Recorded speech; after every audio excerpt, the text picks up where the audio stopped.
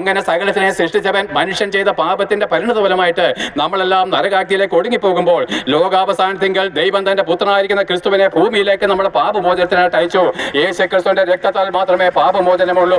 അവൻ മാത്രമേ ഭൂമിയിൽ പാപമില്ലാത്തവനായിട്ട് ജനിച്ചിട്ടുള്ളൂ. നാം എല്ലാവരും ജനിച്ചത് പുരുഷ രക്തത്തിൽ നിന്നായതുകൊണ്ട് നമ്മളെല്ലാവരും എന്താണ്? പാപിയുടെ രക്തത്തിൽ പിറന്നതുകൊണ്ട് പാപികളാണ്. അതിനകത്ത് ഇന്ന ജാതിയൊന്നോ മതമൊന്നുമില്ല, വെളുത്തവരെന്നോ കറുത്തവരെന്നില്ല, ഇന്ന രാജ്യക്കാരെന്നില്ല, ദേശക്കാരെന്നില്ല, ഭാഷക്കാരെന്നില്ല. എല്ലാവരും ഒരുപോലെ ആദമിന്റെ രക്തത്തിൽ ജനിച്ചതുകൊണ്ട് എല്ലാവരും നരകവിധിക്ക് യോഗ്യരാണ്. എന്നാൽ യേശു ക്രിസ്തു ഭൂമിയിൽ ജനിച്ചത് പുരുഷ രക്തം കൂടാതെയാണ്.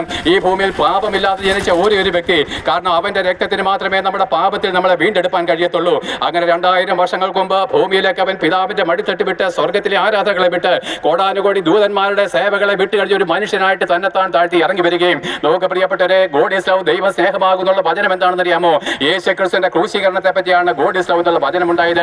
അന്ന് വരെ ഗോഡ് ഈസ് ലവ് എന്നുള്ളൊരു വചനമില്ല പ്രിയപ്പെട്ടവരെ. അവൻ എന്താണ് കടന്നു വന്നത്? ഒരു മനുഷ്യനായിട്ട് കടന്നു വന്ന് 30 വർഷക്കാലം ഒരു മനുഷ്യൻ എങ്ങനെ പാപം കൂടാതെ ജീവിക്കാമെന്ന് നമുക്ക് തെളിയിച്ചു തന്നു. 3.5 വർഷക്കാലം പാലസ്തീന്റെ തെരുവുകളിലേക്ക് ഇറങ്ങി പ്രസംഗിച്ചു. കാലം തികഞ്ഞു, ദൈവരാജ്യം സമീപിച്ചിരിക്കാൻ നിങ്ങൾ മാനസാന്തരപ്പെടുമെന്ന് ഘോഷിച്ചു. അവന്റെ അടുക്കലേക്ക് വന്ന കുഷ്ഠരോഗികൾക്ക് സൗഖ്യം കിട്ടി. അവന്റെ അടുക്കലേക്ക് വന്ന കുരുടന്മാര് കണ്ടു. അവന്റെ അടുക്കലേക്ക് വന്ന ചെകിടന്മാര് കേട്ടു. അവന്റെ അടുക്കലേക്ക് വന്ന മുടന്തന്മാര് നടന്നു. ഇങ്ങനെ അത്ഭുതങ്ങളും അടയാളങ്ങളും വീര്യപ്രവർത്തനങ്ങളും ചെയ്തുകൊണ്ട് താൻ ദൈവപുത്രൻ തെളിയിച്ചെങ്കിലും കഠിനന്മാരെ യഹൂദന്മാർക്ക് അവനെ അംഗീകരിക്കാൻ കഴിഞ്ഞിട്ടില്ല.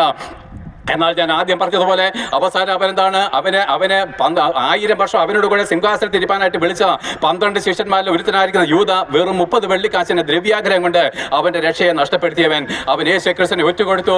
അവൻ മതപുരോഹിതന്മാരുടെ കരങ്ങളിൽ അവനെ ഏൽപ്പിച്ചു കൊടുത്തു. അവൻ വന്നത് ക്രൂശിൽ മരിപ്പാന്.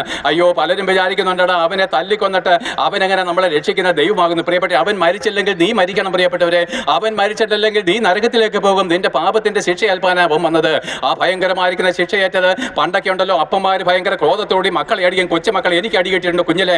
5 വയസ്സും 4 വയസ്സുള്ളപ്പോഴൊക്കെ എന്താണ് എൻ്റെ അപ്പൻ കോപാധിഷ്ഠിതമായിട്ട് അല്ലെങ്കിൽ 6 വയസ്സുള്ളപ്പോൾ എന്നെ ഈർക്കൽ കെട്ടി അടിച്ചിട്ടുണ്ട്. അപ്പോഴെന്താണ് അടി 3 നാളിന് കഴിഞ്ഞപ്പോൾ അമ്മ ഓടി വരും. എന്നിട്ട് പറയും മോനെ തല്ലല്ലേ എന്ന് പറയും. എന്നാൽ അപ്പൻ്റെ ക്രോധം തീരുവോളം അപ്പൻ അടിക്കും. പക്ഷേ അടി കൊള്ളുന്നത് എൻ്റെ മേലല്ല, എൻ്റെ അമ്മയുടെ മേലാണ്. തെറ്റ് ചെയ്ത് ഞാനാണ്, അടി കൊള്ളുന്നത് എൻ്റെ അമ്മയാണ്. അവണ്ണം പ്രിയപ്പെട്ടവരെ, പാപിയിലായിരിക്കും നമ്മൾക്ക് ഓരോരുത്തർക്കും നരകശിക്ഷ യോഗ്യമാണ്.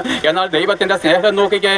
പാപത്തിന്റെ ശമ്പളം മരണമാണെന്നുള്ള ദൈവകോടതിയുടെ മുമ്പിൽ ദൈവത്തിന്റെ ആ ആരാച്ചന്മാർ അല്ലെങ്കിൽ എന്താണ് ദൈവ കോടതിയുടെ മുമ്പിൽ അവൻ നമ്മുടെ പാപത്തിന്റെ ശിക്ഷയായിരിക്കുന്ന ഓരോ അടിയും അടിക്കുമ്പോഴേ അതെല്ലാം നമ്മുടെ മേൽ വീഴേണ്ടതായിരുന്നെങ്കിലും ദൈവം തന്റെ പുത്രനെ എനിക്കും ആ തല്ലുന്നവന്റെ ഇടയിലേക്ക് കയറ്റി നിർത്തി. ഇപ്പോൾ നമ്മുടെ മേൽ വീഴേണ്ടിയ അടി അവന്റെ മേലായി, നമ്മുടെ മേൽ വീഴേണ്ടിയ തുപ്പൽ അവന്റെ മേലായി. പ്രിയപ്പെട്ടവരെ, നമ്മുടെ നിന്ന അവന്റെ മേലായിട്ട് തീർന്നിരിക്കുന്നു. അടിക്കുന്നവർക്ക് ഞാൻ എൻ്റെ മുതുകും, രോമം പറിക്കുന്നവർക്ക് ഞാൻ എൻ്റെ മുഖവും കാണിച്ചു കൊടുത്തു. എൻ്റെ മുഖം തുപ്പലിനും നിന്നയ്ക്കും ഏൽപ്പിച്ചു മറച്ചു വെച്ചതുമില്ലെന്ന് അവന്റെ ക്രൂശീകരണത്തിനും 700 വർഷങ്ങൾക്ക് മുമ്പ് പ്രവാചകന്മാർ വിളിച്ചു പറഞ്ഞു.